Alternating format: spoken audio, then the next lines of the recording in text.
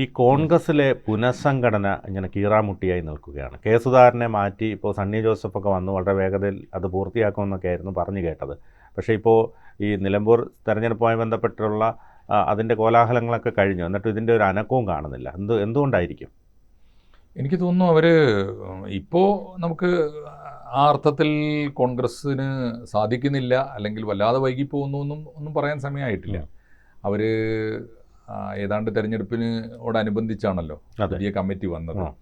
ആ കമ്മിറ്റി വളരെ ബുദ്ധിപൂർവ്വമുള്ള ഒരു നീക്കമായിരുന്നു. വളരെ ആർക്കും ഒരു ആക്ഷേപവും പറയാനില്ലാത്ത മട്ടിലാണ്.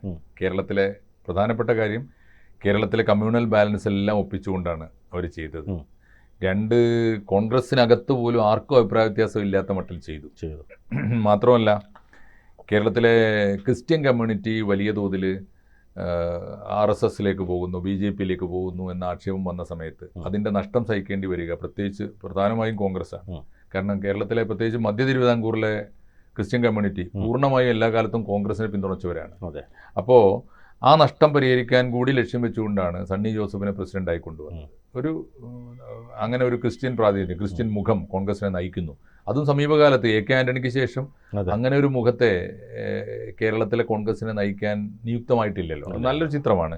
അതേ സമയത്ത് തന്നെ കമ്മ്യൂണൽ ബാലൻസ് എന്ന രീതിയിൽ ഇതേ സമയത്ത് തത്തുല്യമായിട്ട് കേരളത്തിലെ രണ്ട് കോൺഗ്രസിന്റെ ബലമായി നല്ലൊരളവിൽ പിന്തുണക്കുന്ന രണ്ട് പ്രധാനപ്പെട്ട കമ്മ്യൂണിറ്റികളാണല്ലോ. അത് കഴിഞ്ഞാൽ ഈഴവരാണ്, ക്രിസ്ത്യൻ കമ്മ്യൂണിറ്റി കഴിഞ്ഞാൽ. ഇപ്പോൾ ഈഴവരെ ഇപ്പോൾ UDF കൺവീനറായിട്ട് നമ്മുടെ അടൂർ പ്രകാശിനെ കൊണ്ടുവന്നു. ഈഴവന്മാരുടെ എല്ലാ അർത്ഥത്തിലും SNDP യോഗവുമായിട്ടുള്ള ബന്ധം എന്ന അടിസ്ഥാനം വെച്ചാൽ സാമുദായിക സംഘടനയുമായിട്ടുള്ള ബന്ധം മാത്രമല്ല, സമുദായവുമായിട്ടുള്ള ബന്ധം, സമുദായ പ്രാതിനിധ്യം, അതൊക്കെ നോക്കിയിട്ടാണ് കൃത്യമായിട്ടും ഇപ്പോൾ അടൂർ പ്രകാശിനെ UDF കൺവീനറാക്കിയത്. അതേ സമയത്ത് തന്നെ വർക്കിംഗ് പ്രസിഡന്റുമാർ വന്നു. ഒന്ന് PC വിഷ്ണുനാഥാണ്. തീർച്ചയായിട്ടും അദ്ദേഹത്തിന് അത് ആവശ്യമുണ്ടെങ്കിൽ ഇല്ലെങ്കിലും NSSന്റെ കൂടി ആശീർവാദമുള്ള, അല്ലെങ്കിൽ ഒരു സവർണ ഹിന്ദു വിഭാഗത്തെ പ്രതിനിധീകരിക്കുന്ന ഒരാൾ.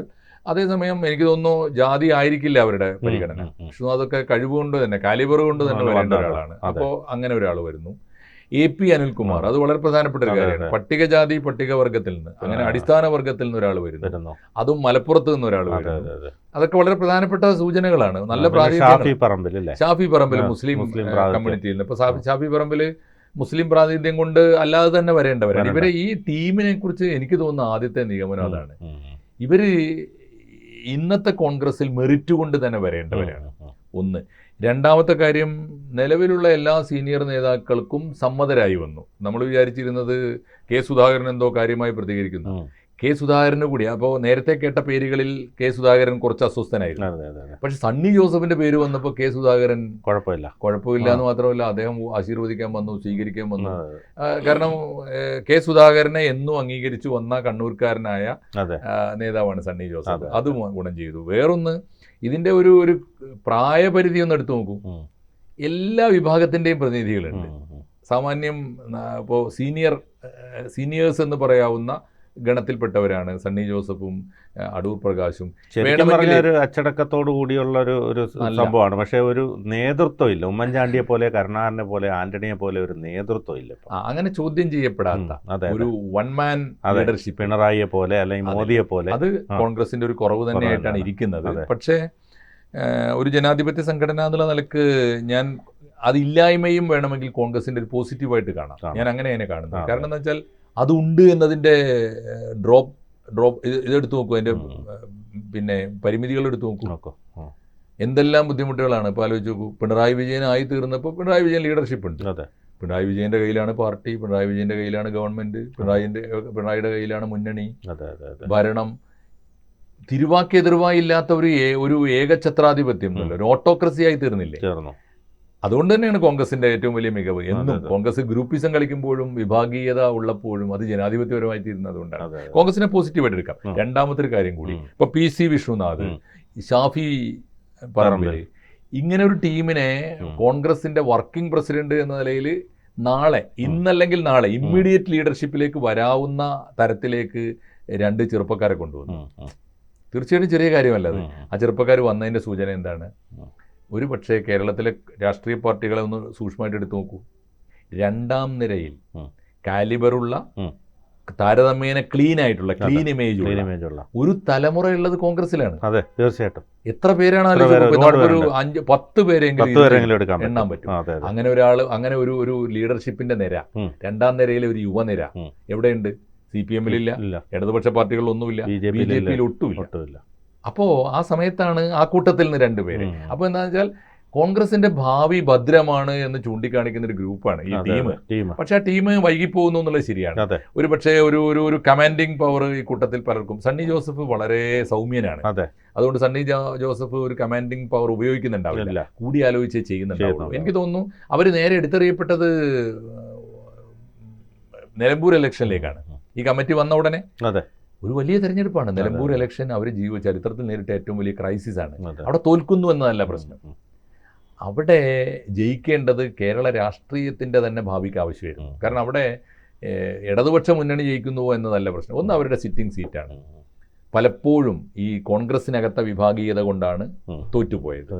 അല്ലെങ്കിൽ എപ്പോഴെങ്കിലും കോൺഗ്രസ് അവിടെ തോറ്റുപോയിട്ടുണ്ടെങ്കിൽ കോൺഗ്രസിൽ നിന്ന് ഒരു വിഭാഗം വോട്ടെങ്കിലും വിഘടിപ്പിച്ചെടുക്കാൻ അവർക്ക് സാധിച്ചതുകൊണ്ടാണ് ഒരു കാലഘട്ടത്തിൽ. അതുകൊണ്ട് കോൺഗ്രസിൻ്റെ കയ്യിലുള്ള ഒരു സീറ്റ് അഭിമാനത്തിൻ്റെ പ്രശ്നമാണ്. 2, അവിടെ ഉണ്ടായി വന്നൊരു പ്രശ്നം, ഈ തെരഞ്ഞെടുപ്പ് പ്രഖ്യാപിക്കുന്നതിന് മുമ്പ് തന്നെ UDF-ന്റെ സ്ഥാനാർത്ഥിയെ പുറത്തുനിന്ന് വന്ന ഒരു ശക്തി, PV അൻവർ എന്ന ഒരാൾ, ഒരു ബാഹ്യശക്തി വന്ന് പ്രഖ്യാപിക്കുന്നു സ്ഥാനാർത്ഥിയെ. അത് വലിയ ക്രൈസിസ് അല്ലേ? മാത്രമല്ല അത് ജാതീയമായി തന്നെ വിഭാഗീയത ഉണ്ടാക്കുന്നു. അല്ല, അറിയാലോ. ഇപ്പോൾ അവിടെ VS ജോയിയെ പ്രഖ്യാപിക്കുമ്പോൾ അത് സാമുദായികമായ ഒരു ഇഷ്യൂ കൂടിയാണ്. അപ്പുറത്ത് പേരുകൊണ്ടെങ്കിലും മുസ്ലിമാണ്. ക്രിസ്ത്യൻ മുസ്ലിം റിഫ്റ്റ് വലിയ തോതിൽ കേരളത്തിൽ നിലനിൽക്കുന്ന ഒരു അവസരമാണ്. അത് മുതലെടുക്കാൻ BJP പണിപ്പെട്ട് നിൽക്കുന്ന സമയമാണ്. BJP-യുടെ നിലമ്പൂർ സ്ഥാനാർത്ഥി പോലും വന്നത് ഒരു ക്രിസ്ത്യൻ കാൻഡിഡേറ്റ് ആണ്. അപ്പോൾ ആ ഒരു സാഹചര്യത്തിൽ നിർണായകമായിരുന്നു ഇലക്ഷൻ. മാത്രമല്ല ഒരു ഭീഷണി കൂടി വന്നു. ഈ സമയത്തെങ്ങാനും VS ജോയിയെ സ്ഥാനാർത്ഥിയാക്കിയാൽ സ്വകാര്യമായിട്ടെങ്കിലും കോൺഗ്രസിന് കിട്ടിയൊരു മെസ്സേജ്, ആര്യാടൻ ഷൗക്കത്ത് ഇടതുപക്ഷ മുന്നണിയുടെ സ്ഥാനാർത്ഥി ആയേക്കും. അപ്പോൾ പാരമ്പര്യമായി വളരെ പവർഫുൾ ആയിട്ടുള്ള ആര്യാടൻ ഷൗക്കത്തിനെ പോലൊരു ലീഡറിനെ നഷ്ടപ്പെടുത്തേണ്ടി വന്നേക്കും.